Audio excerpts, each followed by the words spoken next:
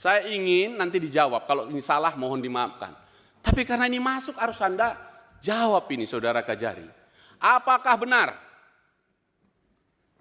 Bupati Karo memberi bantuan mobil kepada Kejaksaan Negeri Tanah Karo? 1. Toyota Kijang Innova BK1094S dipakai Kajari.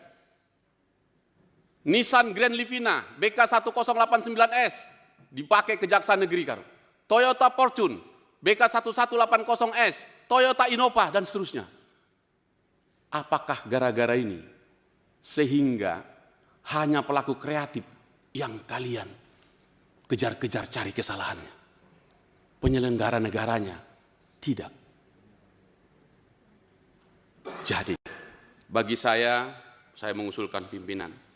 Terima kasih untuk kita semua sudah membuat contoh ini. Terima kasih Bang Dasko, Anda mengeksekusinya atas nama lembaga. Bentuk kecintaan kita menyelamatkan kejaksaan ini. Jadi, Pak Kajati lewat pimpinan, saya nggak mundur satu kata pun. Agar ini berjalan dengan baik. Tarik Kajari, tarik semua kasih-kasih ini. Semua yang terlibat kasus ini tarik. Dan setelah itu, selepas ini Anda harus minta maaf dan menarik ini. Karena kesalahannya fatal. Dan saya minta lewat Kajati, sampaikan ke Jaksa Agung, minta maaf itu Kapuspen. Karena telah menyampaikan sesuatu yang tidak benar. Kita panggil aja Kapuspen, ya, nggak ada masalah. Nah, itu salah satunya. Sehingga dengan demikian kesimpulan saya adalah, apapun nanti putusan di sini, mesti menjadi pembelajaran yang terhormat. Saya menghormati Pak Kajati dengan caramu yang elegan. Saya minta maaf pimpinan. Tadi malam saya mengomunikasi dengan Anda. Sampai jam 2 pagi saya bicara dengan beliau. Nggak ada tiket ini Bang. Nggak apa-apa. Usahakanlah. Datanglah kau. Sebagai bentuk pertanggungjawaban moral kepada anak buahmu. Dan ternyata beliau datang. Saya minta maaf. Kenapa nggak saya kasih tahu? Saya takut nggak datang. Ternyata sudah datang di sini. Dan itulah bentuk kesejukan kita. Tetapi secara profesional, nggak bisa kita hentikan begitu saja ini. Kalau bahasa kita, copot dulu, sekolahkan lagi, belajar lagi, supaya semuanya baik. Yang terakhir, supaya ada kepastian hukum kepada kita semua. Karena wartawan kemarin nanya saya jawabnya saya lepas lagi. Silakan tanya Jampidum. Apa itu? Bolehkah putusan bebas dikasasi? Begitu. Saya bilang, tanyalah Jampidumnya, suruh mereka nanya. Mestinya Kajari, mestinya Anda di situ. Sebelum sidang dimulai ketua, saya di situ.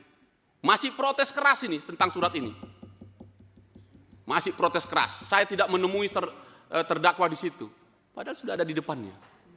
Jadi, karena itu apa yang mau saya katakan di situ, saya ingin mengatakan, sudahlah.